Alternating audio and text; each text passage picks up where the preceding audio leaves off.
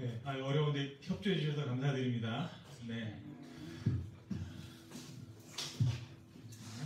이 시간 또 수요 예배에 함께 모였습니다. 우리 주인 같이 해주신 또 사도신경으로 신앙고백 드림으로 같이 예배하겠습니다. 전능하사 천지를 만드신 하나님 아버지를 내가 믿사오며 그의 아들 우리 주 예수 그리스도를 믿사오니 이는 성령으로 잉태하사 동정녀 마리아에게 낳으시고 본디오 빌라도에게 고난을 받으사 십자가에 못 박혀 죽으시고 장사한 지 사흘 만에 죽은 자 가운데서 다시 살아나시며 하늘에 오르사 전능하신 하나님 우편에 앉아 계시다가 저희로서 산 자와 죽은 자를 심판하러 오시리라. 성령을 믿사오며 거룩한 공예와 성도가 서로 교통하는 것과 죄를 사하여 주시는 것과 몸이 다해 사는 것과 영원히 사는 것을 믿사옵나이다. 아멘. 아멘. 주님과 함께 가는 길, 즐거운 길, 함께 노래하며 나아가겠습니다.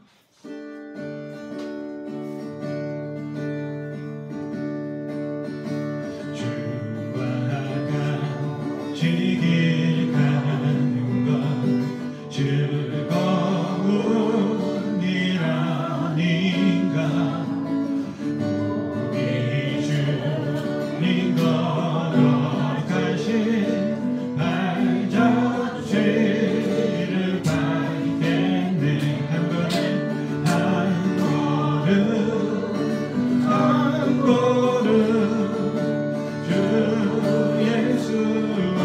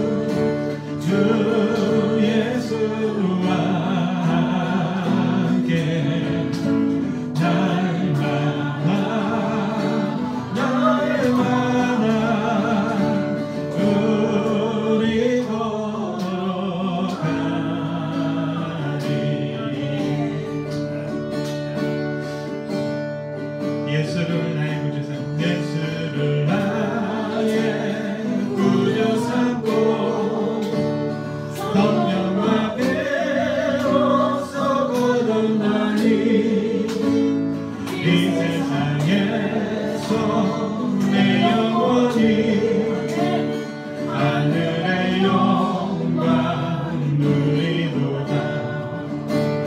이것이 나에게 감정이요 이것이 나의 찬송의 새 난 사는 동안 끊임없이 구주를 찬송하리로다. 온전히 주께 맡기네요. 사랑의 음성을 듣는 중에 천사들 왕래하는 것과 하늘의 영광 우리 이것이 나의 간증 이것이 나의 간증이요 이것이 나의 찬송의 새 나 사는 동안 끊임없이 구주를 찬송하리로다. 주 안의 기쁨 주 안의 기쁨 누림으로 마음의 고난이 잔잔하니 세상과 나는 간 곳 없고 구속한 주만 보이도라네. 이것이 나의 간증이요 이것이 나의 찬송의 새 나 사는 동안 끊임없이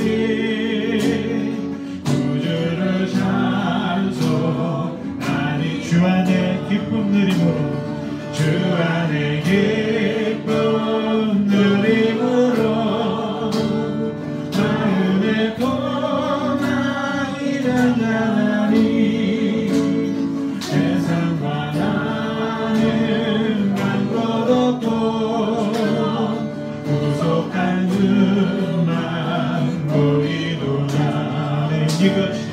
이것이 나의 간증이요 이것이 나의 찬송의 새 나 사는 동안 끊임없이 구주를 찬송하리로다. 이것이 나의 간증이요 이것이 나의 찬송의 새 나 사는 동안 끊임없이 구주를 찬송하리로다. 이것이 나의 간증이요 이것이 나의 찬송의 새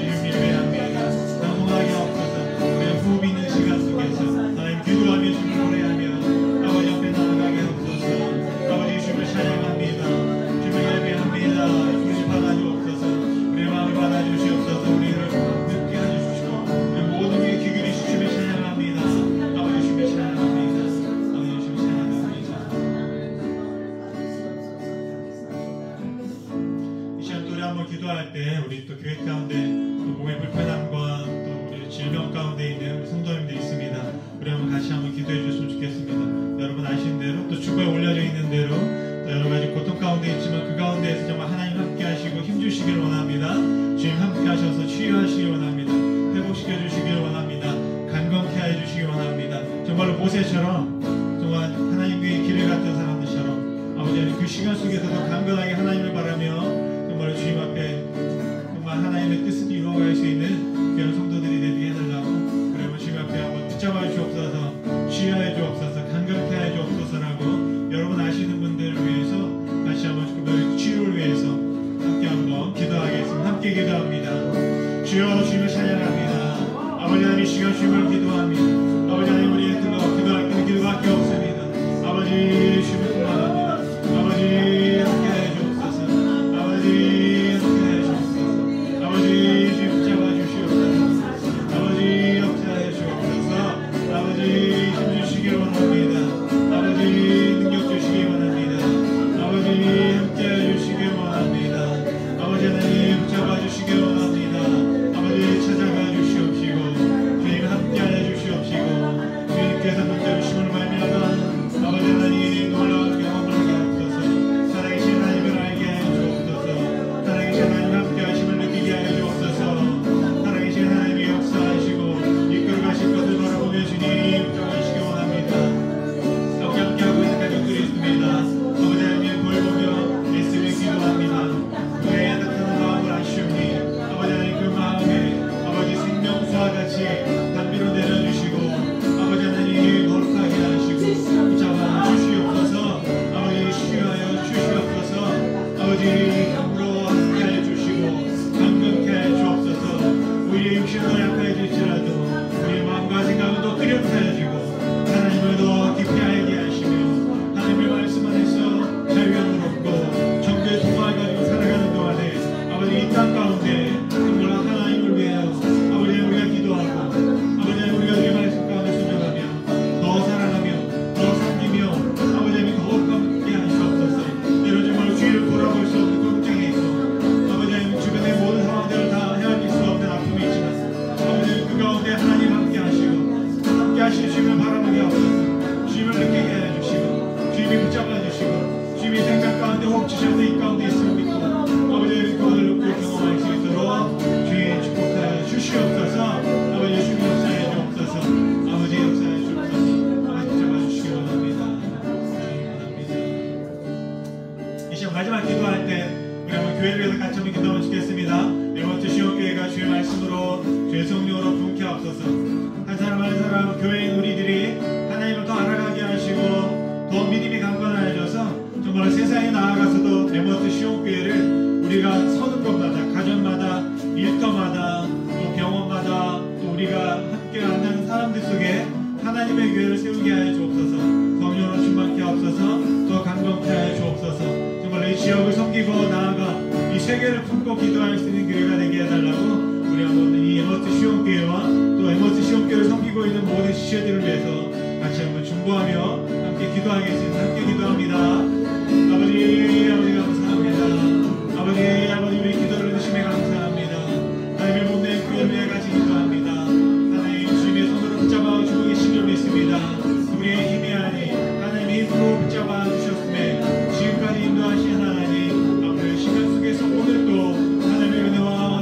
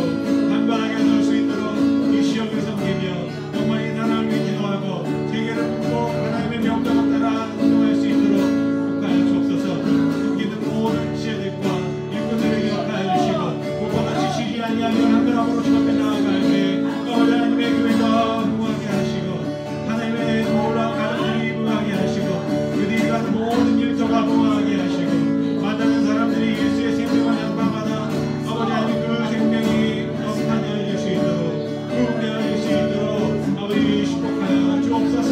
하늘에 주신 하늘의 기쁨을 누리며 그 기쁨을 전하는 자들이 될 수 있도록 아버지 오직 복음만 나눌 수 있고 오직 예수만 나눌 수 있도록 아버지 축복하여 주시옵소서. 주님의 찬양합니다. 찬양합니다.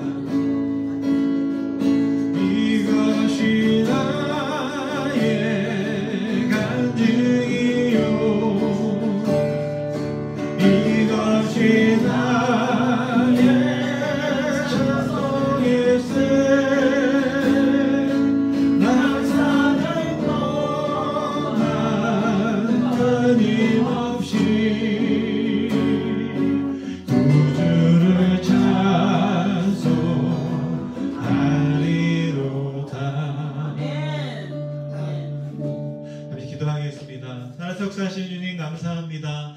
우리의 기도를 들어주시고 주님 앞에 찬양을 통해서 고백하게 하시며 간증하게 하시고 선포하게 하시며 감사합니다. 한 주간 정말 주님의 말씀과 은혜 안에 잘 살았습니다. 정말로 오늘 또 주님 앞에 나왔습니다. 정말로 가정에서도 또 나왔습니다. 하나님 우리가 있는 곳에 하나님 함께 하시는 줄 믿습니다. 무엇보다도 우리 육신의 약함을 가지고 정말 우리 육신을 세하여 주나 우리의 마음과 몸과 생각을 더 뚜렷하시고 강건하여지는 은혜를 경험케 하여 주옵소서. 특별히 정말 주위를 돌아볼 수 있고 상황을 헤아릴 수 없는 고통 가운데 있는 주님의 자녀들을 기억하여 주옵소서. 그 고통 옆에서 지켜보고 있는 가족들을 주님 지켜봐 주시옵소서. 하나님 함께 하시는 줄 믿습니다. 멀리 계신 것이 아니라 그 마음 안에 그 육신 안에 그 고통을 함께하고 계신 줄 믿습니다. 그 아픔을 함께 하시는 줄 믿습니다. 아버지 하나님 찾아가 주시고 위로해 주시며 지켜주시고 힘주셔서 우리가 호흡 있는 그 순간 정말 하나님을 찬양하며 감사하며 기뻐하며 또 누군가를 위해서 기도함을 통해서 하나님의 영광을 드러내게 하여 주시옵소서. 정말 간절히 바라기는 모든 지체들이 힘을 얻고 취함을 얻고 강건해지기를 원합니다. 하나님, 우리는 할 수 없지만 의학으로는 할 수 없지만 정말 우리가 가지고 있는 기술로는 할 수 없지만 그 어떤 과학으로는 불가능하지만 하나님께서 만지실 때 놀라운 기적이 일어난 줄 믿습니다. 하나님 우리가 기적을 경험할 수 있게 하여 주옵소서. 보게 하시고 듣게 하시고 서게 하시고 나아갈 통해서 정말 하나님의 사람들을 섬기며 정말 하나님의 맡겨진 일들을 감당할 수 있도록 주님 축복하여 주옵소서. 특별히 영적으로 주저앉아 있거나 또 정말 이 지역에 아직도 하나님 예수 그리스도를 모르고 세상의 기쁨과 세상의 목표를 따라 나아가고 있는 모든 영혼들을 주님 불쌍히 여겨주시고 또 특별히 젊은 세대 또 중장년 세대를 주님 기억하여 주셔서 그들이 바쁘고 어려운 시간들 속에서 정말로 무엇이 중요한지 우리의 삶을 통하여 이 땅 가운데 우리를 지키시고 우리 가운데 하나님의 은혜 아니면 살아갈 수 없음을 고백하고 주님 앞에 나아올 수 있도록 주님 축복하여 주옵소서. 아버지 하나님 우리의 기도를 들으시며 감사합니다. 특별히 에머스 시온교를 기억하여 주시고 성령에 충만하고 말씀에 충만하고 사랑에 충만케 하여 주옵소서. 충만하여서 어쩔 수 없어서 넘쳐나는 것들을 나눌 수 있는 교회가 되게 하여 주옵소서. 늘 갈급하고 부족하지만 하나님은 충분하시고 하나님은 풍성하신 줄 믿습니다. 그 풍성한 은혜를 바라보며 우리가 기도로 믿음으로 선포하게 하시고 한 사람 한 사람이 믿음의 일꾼으로 정말로 세상에 주는 말이 아니라 하나님의 말로 선포하며 그 환경을 바꾸고 상황을 바꾸고 삶을 바꾸고 생명을 살릴 수 있는 주님의 귀한 제자로 설 수 있도록 축복하여 주시옵소서. 오늘 또 귀한 예배를 드릴 수 있도록 허락하신 하나님 감사합니다. 말씀을 나누며 끝나며 돌아가는 모든 시간 속에서 주님 홀로 영광받아 주시옵소서. 모든 것 감사드리고 예수님의 이름으로 기도드렸습니다. 아멘. 오늘 함께 보실 말씀은 누가복음 5장 1절부터 10절 말씀이 되겠습니다. 누가복음 15장 1절부터 10절 찾으셔서 함께 한 목소리로 읽겠습니다. 또 자막이 준비되어 있으니까요. 보시면서 같이 보셔도 되겠습니다.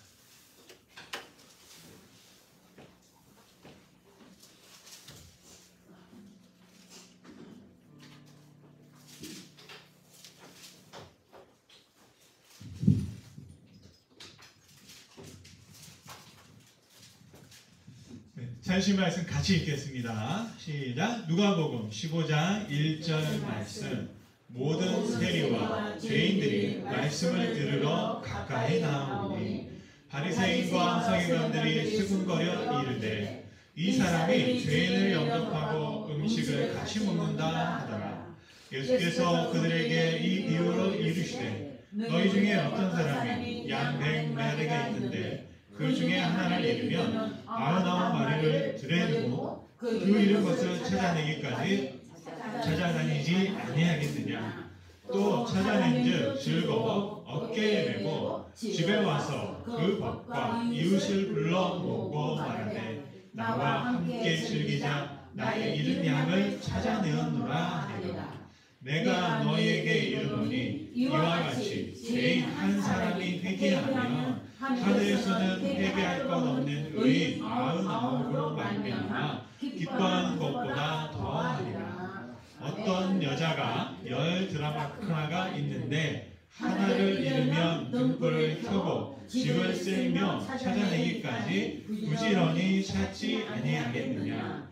또 찾아낸즉 벗과 이웃을 불러 모으고 말하되 나와 함께 즐기자. 잃은 드라크마를 찾아내오노라 하리라. 내가 너희에게 이르노니 이와 같이 죄인 한 사람이 회개하면 하나님의 사자들 앞에 기쁨이 되는도다. 아멘. 예수님의 기쁨을 누립시다 라는 제목으로 같이 말씀 나누겠습니다. 여러분, 예수님은 가까이 하는 분들과 가까이 하십니다. 오늘 말씀해 보니까 세리와 죄인이 예수님을 찾아왔습니다. 여러분, 바로 그들이 예수님의 말씀을 들을 수 있는 거리까지 여러분들처럼 이렇게 가까이 왔습니다. 서로의 얼굴을 알아볼 수 있는 사이죠. 그리고 오늘 본문에서는 예수님 앞에 찾아 나왔던 사람들을 무리라고 했습니다. 굉장히 많은 사람이 있었어요. 그런데 특별히 그 많은 사람들이 있는데 그 중에서 세리와 죄인들이 예수님을 찾아 나왔습니다 라고 기록하고 있습니다. 이유가 있습니다. 왜냐하면 2절에 누군가가 이 세리와 죄인들이 예수님을 찾아온 것에 대해서 손을 들은 거예요. 이의를 제기한 겁니다. 2절 말씀해 보니까 바리새인과 서기관들이 수군거려 이르되 이 사람이 죄인을 영접하고 음식을 같이 먹는다 하더라. 저와 여러분 많이 들어보셨습니다. 바리새인에 대해서. 우리 성도들은 바리새인 하면 나쁜 사람, 좋은 사람, 나쁜 사람 이렇게 생각합니다. 드라마에 나오는 악역. 왜냐하면 예수님을 사사건건 반대했고 결국에는 이들이 예수님을 십자가에 못 박아 죽였기 때문입니다. 그런데 당시만 해도 바리새인들은 그런 취급을 받는 사람들이 아니었습니다. 모든 사람들이 우러러보고 어떻게 하면 나도 바리새인이 될 수 있을까? 자녀들이 태어나면 최대한 바리새인으로 만들고 싶었어요. 함부로 들어갈 수 없습니다. 조건과 자격들이 있었습니다. 그래서 요즘에 보면 무슨 대학교 들어가면 자녀들이 성공하는 것처럼 과거에는 이스라엘에 3대 지파가 있었습니다. 바리새파, 에세네파, 사두개파가 있었어요. 그 중에서도 가장 셌던 파가 바리새파입니다. 주류예요. 그러니까 거기에 들어가면 일단 잘 따라가면 나중에 어떻게 됐습니까? 예루살렘에 보니까 국회가 있잖아요. 공의회가 있는데 사내들인 공의회가 있는데 그 회원에 들어갈 수 있는 위치까지 갈 수 있게 되는 것입니다. 그런데 문제는 이 바리새파 사람들이 너무 율법을 철저히 지키는 거예요. 그래서 어떤 율법을 지키냐면 모세오경, 창세기, 출애굽기, 레위기, 민수기 나와 있는 이 말씀들을 해석해서 그 말씀을 곧이곧대로 믿는 겁니다. 그리고 그 이외에 만들어진 유대인들은 나름의 또 법전이 있습니다. 여러분 아시는 뭐 탈무드도 있지만 그 또 다른 경전을 만들어서 해석해서 우리가 만들어낸 그런 규칙들이 있는데 그것을 무시하고 오직 말씀. 그러니까 굉장히 아주 그냥 보수적인 그런 분들이었죠. 그래서 그것들을 했던 그런 분들입니다. 그래서 여러분과 잘 알고 있는 것처럼 바리새파 중에 여러분이 잘 알고 있는 유명한 인물이 있습니다. 그게 누구냐면 사도 바울입니다. 사도 바울도 바리새파였어요. 그리고 이 바리새파 사람들은 어떻게 했냐면 이 유대인들에게는 성전이 예루살렘에 하나 있습니다. 그리고 그러니까 교회가 하나예요. 그리고 모든 지역에 있는 걸 마을 회관, 회당이라고 했습니다. 여러분 여기 에머스테에서 메인길에 가면 유대인 회당이 있습니다. 시나고그라는 회당이 있는데 회당이 있어요. 유대인들은 항상 그걸 중심으로 모이거든요. 근데 이 바리새파 사람들은 회당을 중심으로 모였어요. 그러니까 예루살렘으로 중심 모인 게 아니라 각 지역별로 모이는 회당 중심으로 거기서 말씀을 가르치고 강론하는, 그러니까 굉장히 지역 모임이 활발했던 거죠. 그러니까 오히려 더 많은 사람들이 모일 수 있었던 거죠. 그래서 사도 바울이 잘 보면 전도 여행을 할 때 지역들을 다니면서 선교하는데 그게 다 뭐냐면 유대인 회당입니다. 그러니까 자기가 바리새인으로서 관계하고 있던 그 지역의 회당들, 예루살렘, 이스라엘을 벗어나서 그 막 지역마다 세워져 있던, 어떻게 보면 사도 바울이 요즘 같으면 에머스테에 왔으면 저기 메인길에 있는 유대인 회당에 가서 복음을 전했을 거예요. 그런 식으로 지역마다 다니면서 복음을 전했습니다. 그러다 보니까 사도 바울의 사역이 굉장히 광범위하게 연결되어 있잖아요. 그러니까 저희가 생각하는 것처럼 그냥 가다가 아무런 뭐 기차역이나 어떤 무슨 사람들 모이는 시장에서 말씀을 전한 게 아니에요.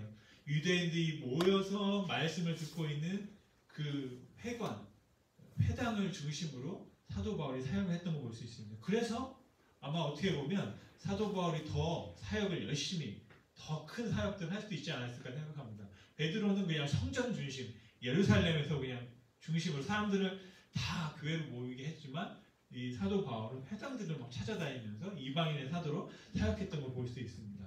여러분, 그래서 그런 사역들을 이렇게 하고 있는데, 이제 요즘 지역에 보니까 갑자기 또 이제 딴 얘기가 제가 생각이 났네요. 뭐냐면 회당들이 이렇게 모여 있죠. 그리고 이 지역에도 보면 뭐 여호와 증인이라는 분들이 계시다고 하더라고요. 그래서 예전인가 언젠가 그분들이 왕국 회관이 있잖아요. 여기 어디 있는지 제가 모르겠어요. 왕국 회관이 교회가 있는 것 같아요. 있으면 우리 시온교에서 주소록을 만들었더니 그 주소록이 그 여호와의 증인 왕국 회관에 들어가가지고 주소록을 보고 우리 교회에 있는 성도들을 이렇게 찾아다니면서 신방을 하고 전도를 했다라는 그런 이야기를 들은 적이 있어요. 그래서 그 다음부터는 이제 주소록을 안 만드셨대요. 그러면서 생각을 했던 게 뭐냐면, 저도 예전에 이제 저쪽에 있을 때 찾아오거든요. 그분들은 특별한 그 전도하는 방법이 있어요. 그래서 꼭 우리가 주소록만이 아니라 새로운 사람이 이사 들어오면 제가 보니까 부동산 거래 내역을 다 들여다보는 것 같아요. 그래서 한인분들이 새로 이사를 오거나 이주하게 되면 그게 부동산 하시는 분들은 다 들여다볼 수 있거든요. 그게 불법인지 합법인지 모르겠지만 그것을 통해서 소스를 다 얻는 방법이 있어요. 얻어가지고 이제 찾아가서 가까우고 이제 그분들이 파수대라는 잡지를 딱 들고, 파수대, 워치타워라는 파수대를 딱 들고 이제 사람들이 이제 복음을 전하 다닙니다. 그분 나름대로의 복음을. 저희 집에도 찾아왔더라고요. 저쪽에, 여기는 아니고 LA에 있을 때 왔는데 보니까 이사한 지 얼마 안 돼서 막 찾아온 거예요. 어떻게 하지? 찾아왔어요. 두 분 보니까 예전에 제가 여호와 증인 그러면 머리에 뿔 달린 줄 알았거든요. 왜냐면 목사님들이 뭐라고 그랬냐면 말을 섞지 마라. 그분들하고 말을 섞으면 네가 당할 수 없다. 막 그런 거예요. 그분들은 완전히 교육을 받아서 어떻게 보면 막 이게 정말 대단한 사람처럼 그분들을 얘기하시더라고요. 그래서 말을 걷고 얘기하다 보면 내가 설득당할 수 있으니까 오히려 말을 섞지 마라.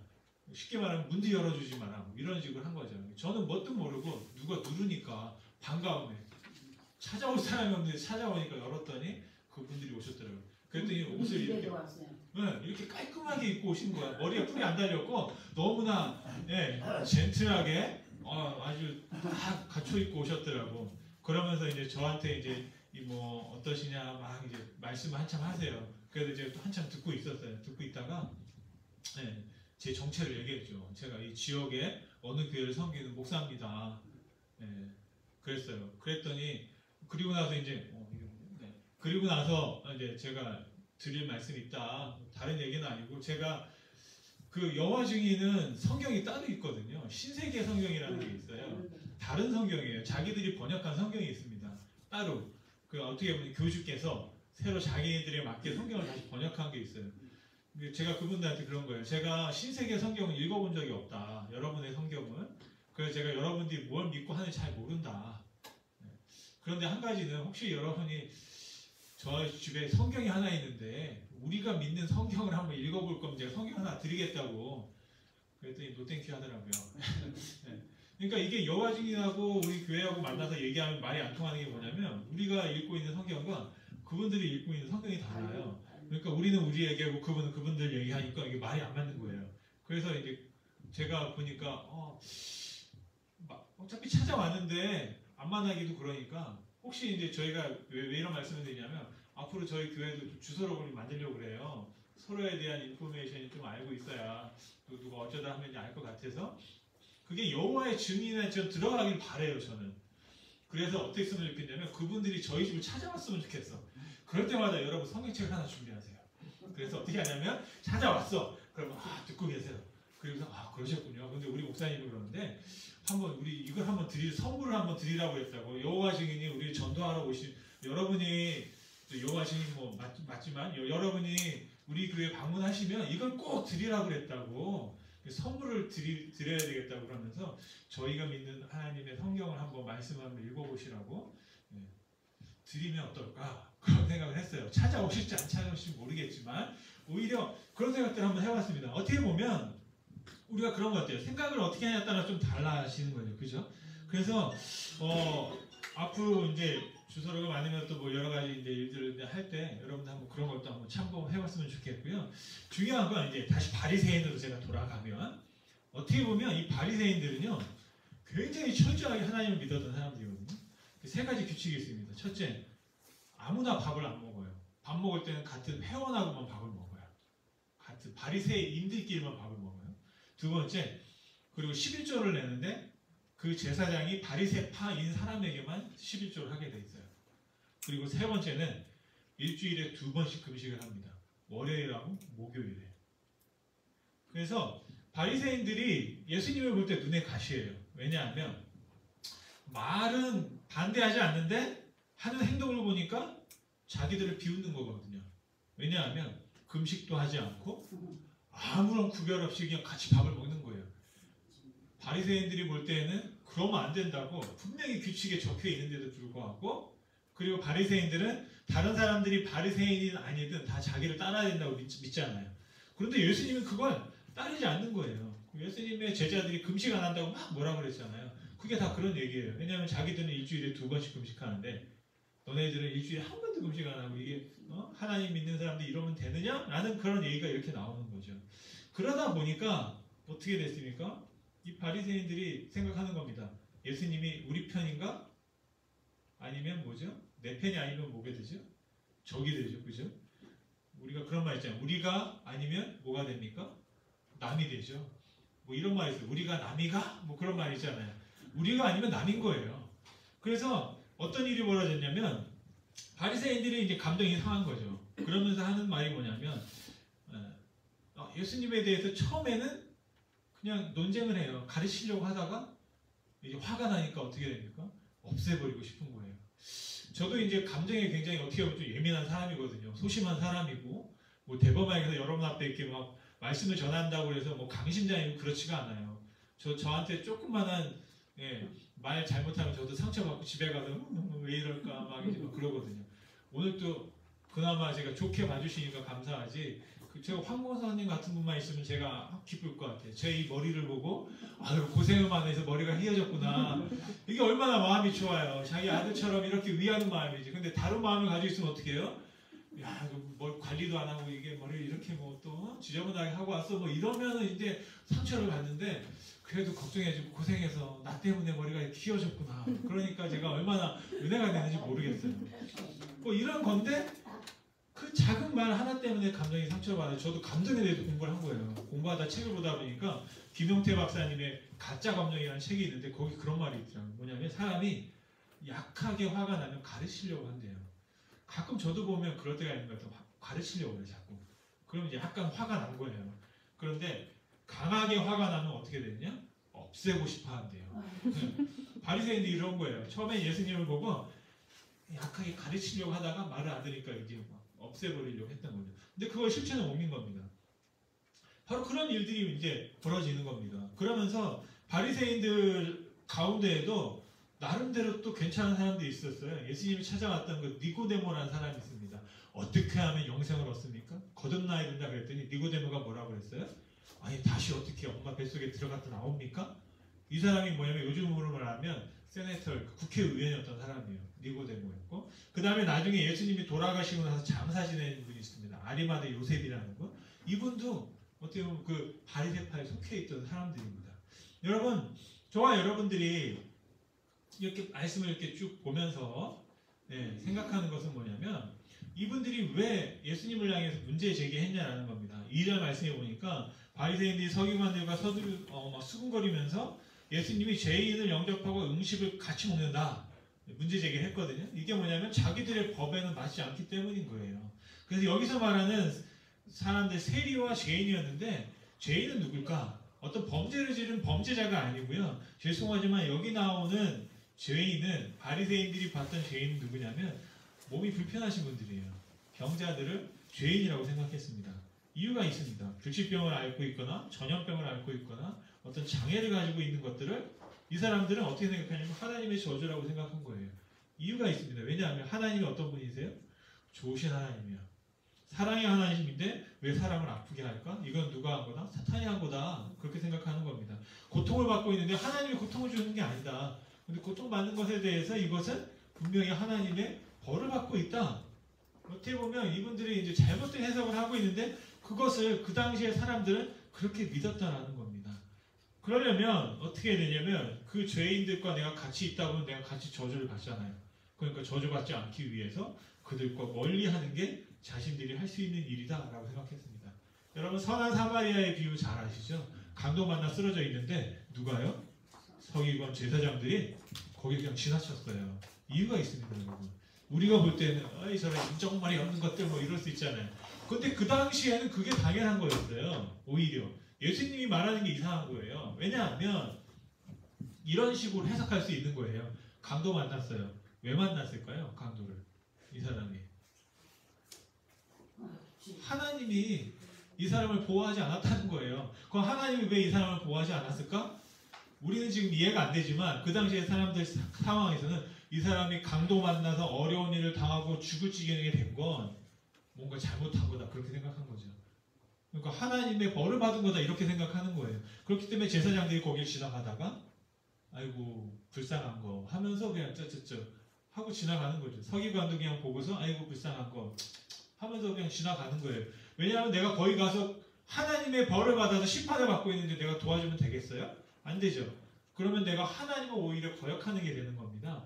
그러니까 선한 사마리아의 비유에 있어서 많은 사람들은 들으면서 제사장과 서기관들의 행동에 문제가 있다고 생각하지 않습니다. 그런데 예수님은 오히려 사마리아인, 그러니까 그 당시에 사람들이 죄인이라고 취급했던 사마리아인이 이 강도 만난 사람을 도와줬다라는 식으로 이야기를 풀어가면서 사람들에게 다시 한번 질문을 던지고 있는 거거든요.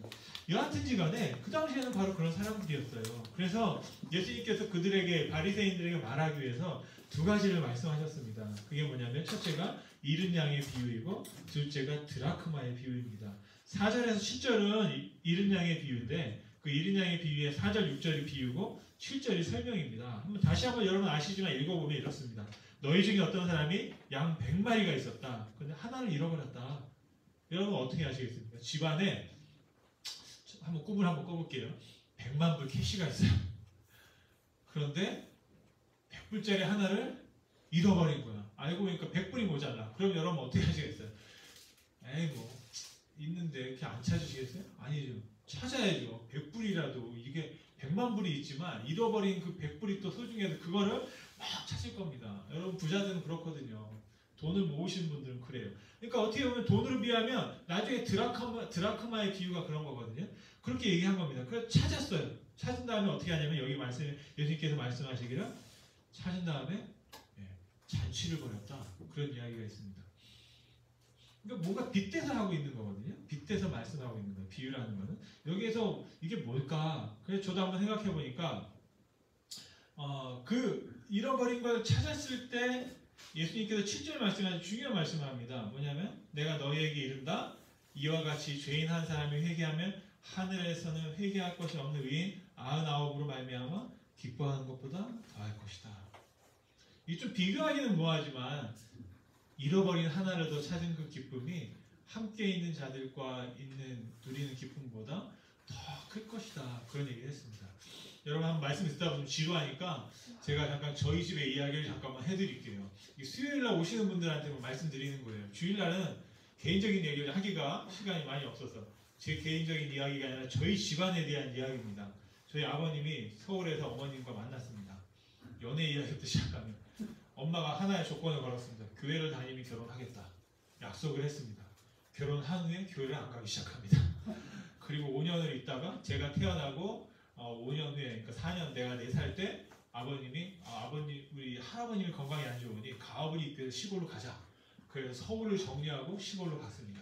갔더니 어머님이 뭘 하기 시작합니까? 시집살이라는 걸 하는 거죠. 네, 시집살이를. 여러분도 다 해보셨죠? 시집살이를. 억울하죠? 시집살이를 시켜야 되는데 못해가지고 여러분 억울해요. 시대가 바뀌어가지고 요즘은 시집살이를 못 시켜가지고 좀 억울한 분이 있는데 시집살이를 다 한번 하셨을 거예요. 그죠? 그죠, 장로님? 많이 하셨을 것 같은데 네? 고생 많이 했을 거야. 화나면 내가 그때 너 때문에 뭐 이런 얘기 막 할 텐데 아마 시집살이 시작했어요. 그런데 저까지 시집살이 시작했어요. 왜냐하면 어머님이 주일날 무슨 일이 있어도 교회를 가는 거예요. 일이 바쁜데 시골에 얼마나 할 일이 많아요. 푸드 뽑아야 되고 뭐도 해야 되고 주일날만 되면 교회를 가는 거예요. 그러니까 눈에 가시죠. 시어머니 믿음을 안 믿는 사람들이 저를 꼭 데리고 가는 거예요. 저 아무도 안 데리고 가도 되는데 솔직히 말하면 믿음이 없었으니까 저도 데리고 가니까 저도 엄마랑 같은 취급을 받아요. 그러니까 할머니 할아버지가 저를 거들떠도 안 봤어요. 저 애들을 예수 믿는 그 무슨 뭐 쉽게 말하면 아이인데 좀 심하게 말하면 뭐 그래가지고 거의 욕하는 것처럼 저희를 거들떠도 안 봤다고 손주로 취급도 안 하고 그래서 저는 엄마 때문에 가장 억울했겠는 건 제 사무실을 못 먹는 거예요. 1년에 제일 그래도 진수정찬 먹을 수 있는 거 배 꿀이 뚫어진 그 제사 음식을 엄마가 손도 못 대게 한 거예요. 그래서 그걸 먹지도 못하게 만들고. 근데 문제는 뭐냐면 아버님 이제 할아버지가 돌아가시고 이제 할머니랑 이게 사실 또 할머니도 이제 돌아가셨어요. 이제 아버지 혼자 남았는데 아버지는 집에 거의 안 들어와요. 집에서 본 기억이 거의 없어요. 저는 일을 열심히 해서 새벽에 나갔다 저녁에 들어오지 않더니 그게 아니라 일하러 갔다가 저녁이 되면 술집에 가는 거예요. 동네에.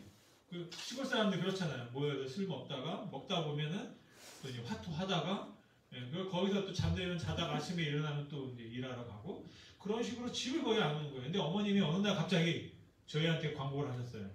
내가 지금부터 3년 동안 작전 철야기도를 하겠다. 3년 동안 제가 한 초등학교 3학년 때인가 3학년 때인가 2학년 때인가 그랬던 것 같아요.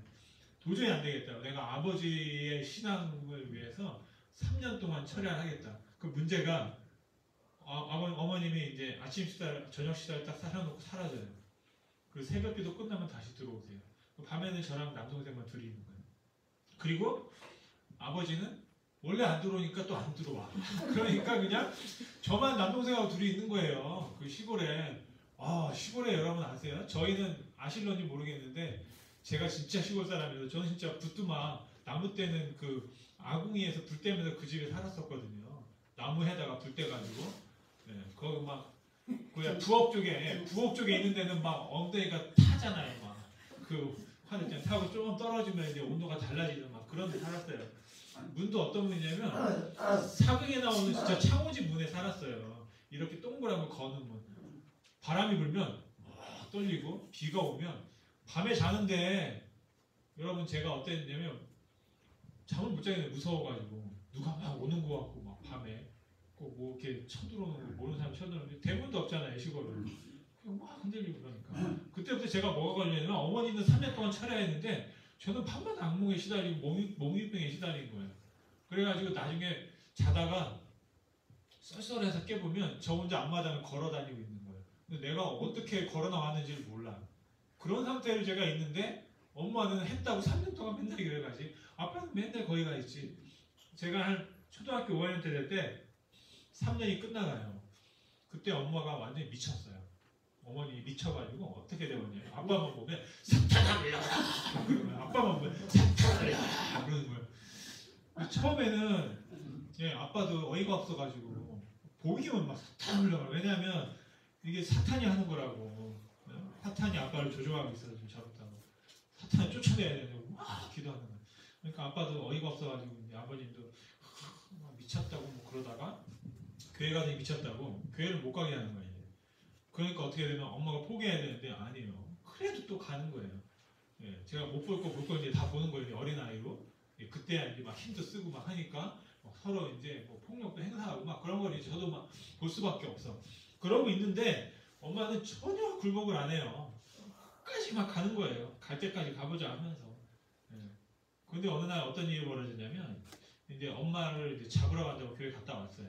갔다 왔는데 엄마가 이제 완전히 정말 미친 사람처럼 아빠한테 막 그렇게 해대니까 결국엔 어떤 일이 벌어졌냐면 일주일 있다가 안 되겠다 그러고 아빠가 교회를 다시 데려갔어요. 그냥 고쳐야 된다고. 내가 보니까 우리 힘을 안 될 것 같고 교회에서 미쳤더니 교회에서 고쳐야 되겠다고 그냥 아버지랑 같이 엄마가 이제 교회를 갔습니다.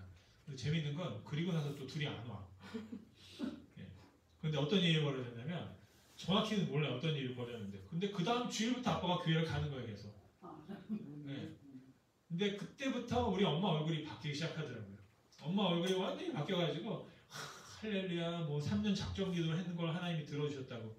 그래서 전 속으로 내가 3년 동안 고생한 거 생각 안 하고 지금 그 아빠를 구원하겠다고 막 그랬는데 그때 어떤 걸 봤냐면 어머님이 얼굴이 완전히 다른 사람이 되더라고요.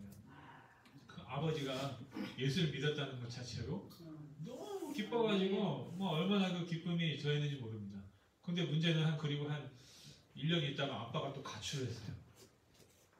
말씀드릴지 모르겠지만 아버님이 신학을 하겠다고 목사가 되겠다고 또 서울로 가출해버린 거야. 그래가지고 또 그때부터 이제 아빠 없이 또 엄마는 근데 한마디도 불평을 안 하더라고요. 요즘엔 불평을 해요. 요즘에는 불평을 하는데 그때는 불평이 한마디도 없어요. 우리 아빠를 내가 기도해서 하나님의 사람을 만들었다고 막 이제 그때는 예, 이제 아빠가 없으니까 일을 못 하잖아요. 큰 일을 못 하고 뭐 화장품 파는 거 부업을 막 하기 시작하는 거예요.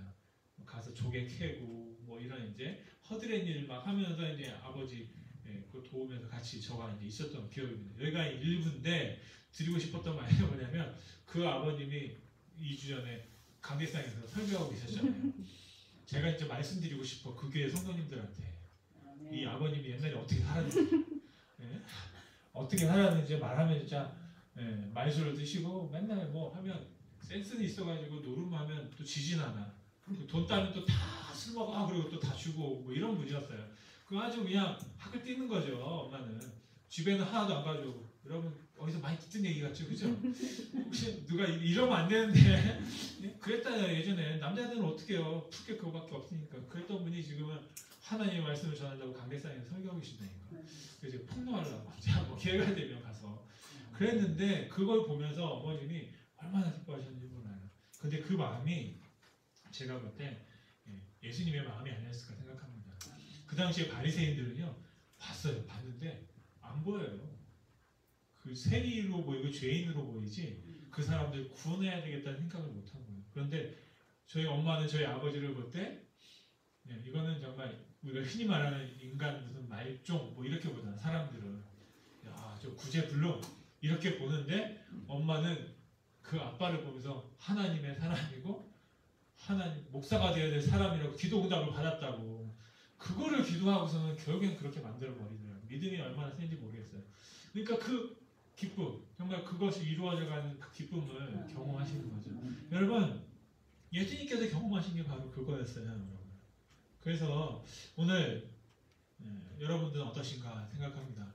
우리가 이제 기도하는 겁니다. 우리 눈을 들어서 한번 쭉 돌아보는 거죠. 말씀을 한번 적용을 해보면 우리 주변에 그런 사람들이 있는가, 정말 잃어버린 양 같은 사람들이 여러분 있는가 한번 살펴볼 수 있으면 좋겠다라는 생각합니다. 여러분 그랬을 때 그들을 구원했을 때 우리가 얻게 된 상처가 기쁨이 얼마나 클까라는 생각을 합니다. 그런데 문제는 우리가 그렇게 하기에는 예수님의 마음을 담기에는 우리의 마음이 너무 조금 작아요. 작은 거예요. 그들을 품기가 쉽지 않은 거예요. 왜냐하면 법이 있잖아요. 밥 먹으면 안 돼, 뭐 하면 안 돼 라고 했는데 그거를 어길 수 없어요. 그런데 예수님은 그 너머에 그 법이 왜 만들어졌는지를 그 의미를 알고 그 사람들이 잃어버린 양이라고 생각했던 거죠. 여러분 한번 그런 생각을 해봤습니다. 지난 주일에도 제가 천국을 자꾸 생각하면서 저는 그때마다 깜짝 놀랐어요. 왜냐면 정말 천국이 어떤 곳일까? 만약에 여러분 오늘 주일날 교회 예배드리려고 앉아있는데 나한테 큰 상처를 줬던 어떤 사람이 더벅더벅 걸어 들어온다. 한 몇십 년 만에. 여러분 그럼 어떠시겠어요? 저는 가방을 다 챙길 것 같아요. 안 마주치려고 나 가방을 챙기고 저 사람이 여기 왔어 하면서 챙기지 않을까 싶어요. 정말 다시는 보고 싶지 않은 사람이 만약에 우리 교회로 들어선다 할 때 어떨까요, 여러분? 그리고 과거에 내가 돈 빌려줬는데 떼먹고 도망갔다가 지금 다시 내 앞에 나타났다. 그것도 교회 주일날 예배 드리겠다고 온다 그러면 여러분 어떠시겠습니까? 그때는 기다려야지. 끝날 때까지. 가만 안 되고, 그죠? 마지막에 물어봐야죠. 그거 어떻게 해야 될까 할 것 같아요. 여러분, 저도 생각해보니까 그래요. 저도 이 과거에 저한테 정말 뼈에 사무치는 말을 했던 사람들이 있어요. 저주 아닌 저주를 막 하고. 그것도 어쩌면 목사님인데, 같은 목사들 세계에서 그런 게 있어요. 그래서 제가 사역을 하고 있는데 저한테 와서 어떤 사람이 그렇게까지 말했어. 내가 너를 묻어버리겠다. 막 그런 거. 묻어주면 글쎄 어디다 묻어주려는지 모르겠는데 쉽게 말하면 죽이겠다 이거잖아요. 네. 그런 말을 저한테 해요. 저같이 선량하고 착한 사람 내가 뭘 하겠다고, 내가 자기한테 뭘 내가 뭐 해코지를 했겠어요. 저는 하나님을 믿겠다고 뭘 했는데 그게 그 사람 보기에는 어떻게 보면 자존심이나 아니면 또 여러 가지 어떤 것들이 또 걸려 있었던 거죠. 제가 그분의 입장이 아니니까 몰랐는데 저한테 그런 말까지 하는 거야. 생각을 해봤어요. 만약에 그분이 더벅더벅 내 앞에 나타난다고 그러면 나는 어떻게 할까? 또 심지어는 천국에 갔는데 그분이 나를 기다리고 있다 그러면 여러분 가시겠어요? 아니면 돌아오시겠어요? 고민되지 않겠어요, 여러분? 그래서 제가 생각해보는 게 천국이 진짜 어떤 곳일까? 여러분 한번 고민해 보셔야 돼요.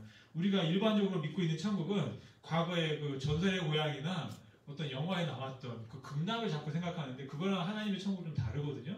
그 딱 문에 나를 묻어버리겠다고 했던 사람이 나를 기다리고 있으면 저 사람이 왜 저기 있지? 이렇게 생각할 거 아니에요. 그러면서 그러려면 한 가지 방법이 있어요. 내가 저 사람을 못 알아봐야 돼. 그죠? 기억이 지워져야 되잖아요. 어떤 드라마나 막 그건 뭐 다 잊어버려야 되는데 성경에 보면 잊어버리지 않더라고요. 무슨 말이냐면 예수님이 돌아가셨죠? 부활하셨죠? 그게 뭐냐면 우리가 죽은 후에 다시 부활하면 예수님처럼 부활한다는 거거든요. 근데 예수님이 부활하셨는데 제자들을 다 알아봐요. 다시 부활했는데 저와 여러분들 그렇게 부활할 건데 자기와 함께했던, 다시 말하면 자기를 배신했던 제자들을 다 알아봐요. 누군지 알고 그분들을 찾아가십니다. 저는요 예수님이라면 부활한 후에 딱 하고 싶은 게 있었어요. 두 가지 있어요. 찾아가고 싶어. 누구를? 나한테 채찍질했던 인간. 그 병사를 찾아가서 딱 네가 나 쳤지? 한번 해보고 싶어. 그리고 또 나를 어떻게 침뱉었던 인간 딱 있잖아. 그 찾아가가지고 너 나한테 침뱉었지? 얼마나 놀라겠어요. 죽었던 사람이 살아나니까. 그 다음에 두 명 더 찾아가야 돼. 누구예요? 대제사장. 네가 나를 고발했지? 딱 나가가지고. 그 다음에 사도신경에 나오는 누구예요? 빌라도. 네가 나한테 사형 선고 내렸지? 하면서 딱 나타나면 깜짝 놀랄 거 아니에요. 전 그 광경을 너무 보고 싶어. 당황스러워하고 어떻게 할지 몰라가지고 귀신이다 하고 막 하는. 근데 예수님은 안 찾아가더라고요. 이상했어요. 왜 안 찾아갈까? 그리고 어딜 찾아갔냐면 제자들을 찾아갔는데 제자들은 예수님을 배신하고 그냥 고향으로 가서 고기 잡으러 갔어요. 그게 아침이었어. 예수님이 하신 게 뭐예요, 여러분? 아침밥을 차려주셨어요. 떡을 만들고 고기를 생선을 딱 구워가지고 제자들을 불러서 배고프지? 밥 먹자고 그런 거예요. 부활하신 후에 그런 일 하신 거예요. 여러분 기가 막히지 않으세요? 이거 어떻게 그럴 수 있을까요? 예수님, 난 예수님 모릅니다. 나는 모릅니다. 나는 막 저주합니다 하면서 이제 했던 베드로를 그때 찾아가신 거예요. 그러면서 베드로한테 뭐라고 물어봤습니까? 네가 나를 사랑하냐? 그 말은 뭐냐면 내가 너를 아직도 사랑하는데 너는 아직 나를 사랑하냐? 그렇게 물어보셨어요. 부활하신 예수님이 하신 게 그거예요. 3번씩이나 물어봤어요. 나는 그래도 너를 사랑해서 여기까지 왔는데 너는 아직 나를 사랑하느냐? 너 나를 사랑하느냐? 네, 주님 아십니다. 그랬을 때 예수님께서 베드로에게 뭐라고 하셨습니까? 내 양을 치라. 어떤 사람 치라고 그러니까 때려라 그래. 야, 이게 뭐야? 내 양을 너한테 맡긴다. 네가 그 양들을 돌봐줘라. 그 잃어버린 양들을 네가 찾아줘라. 내가 했던 건 네가 본 걸 나 대신 해주면 좋겠다라고 베드로에게 하신 줄 믿습니다. 여러분 오늘 또 마찬가지거든요. 예수님께서 저와 여러분들에게 어떻게 하십니까? 내 했던 원수 갚으러 그 사람들을 찾아가는 게 아니라 오히려 나를 대신할 수 있는 사람. 그래서 내 사랑을 대신 알려줄 수 있는 사람을 찾아가는 그런 은혜가 저와 여러분의 삶 가운데 있길 원합니다. 이 시간에 여러분 다 잘 아는 찬양이 있습니다. 한번 그냥 아카펠라로 같이 한번 불러보고 기도하고 예배를 마쳤으면 좋겠습니다. 나 같은 죄인 살리신. 이게 저희 어머님이 맨날 아궁이에서 불 떼면서 불렀던 노래예요. 제가 그래서 생각했어요. 야, 엄마 죄를 많이 졌구나. 얼마나 죄를 많이 졌길래 맨날 나 같은 죄인 살리셨다고 그랬나. 네. 서울에서 뭔가 사기를 쳤거나, 왜냐하면 만화방도 하고 야채가게도 하고 또 여러 가지 했어요. 장사를 했는데 뭐 문제를 일으키고 돌아왔구나. 네. 그래서 나 같은 죄인 했구나 했는데 그게 좀 다른 의미더라고요. 네. 같이 한번 노래하겠습니다. 나 같은 죄인 살리신 주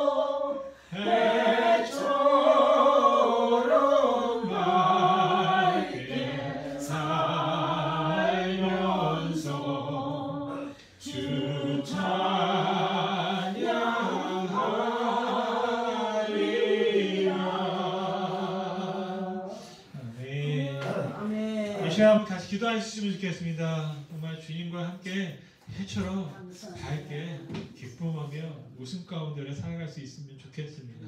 이제는 하나님의 은혜 받은 자로서 정말 예수님의 마음을 본받아서 정말 잃어버린 영혼들을 찾는 그 기쁨을 우리가 같이 누리고 회복할 수 있으면 좋겠습니다. 하나님, 제가 정말 주님의 은혜로 살아갑니다.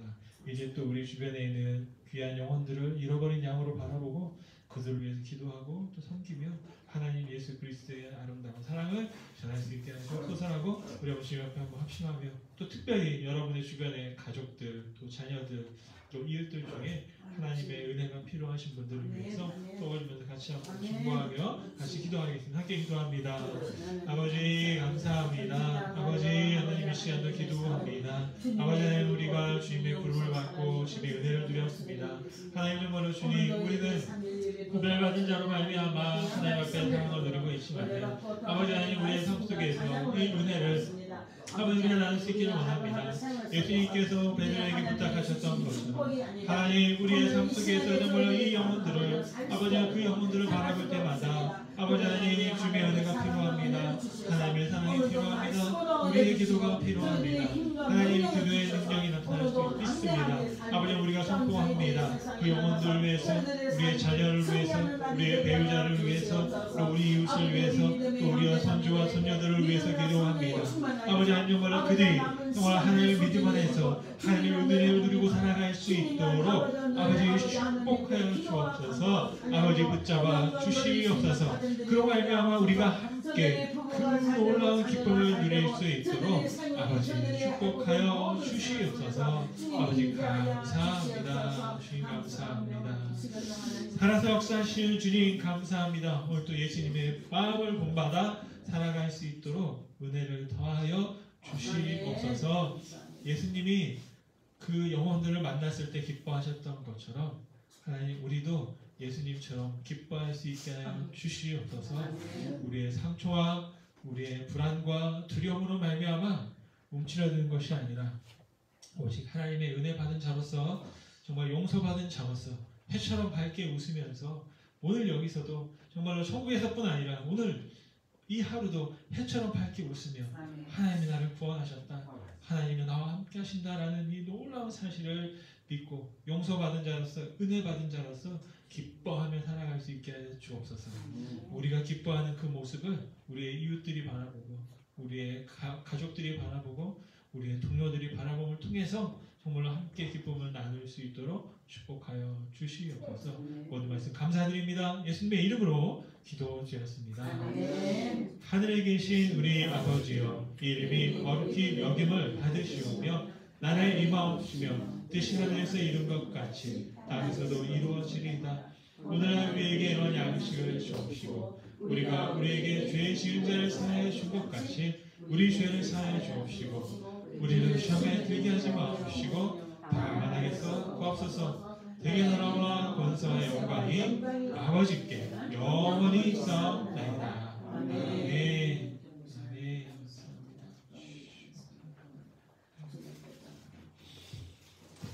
지금 잠깐 제가 옆에서 우리 권사님들하고 정선임 권사님 사진 잠깐 제가 찍겠습니다.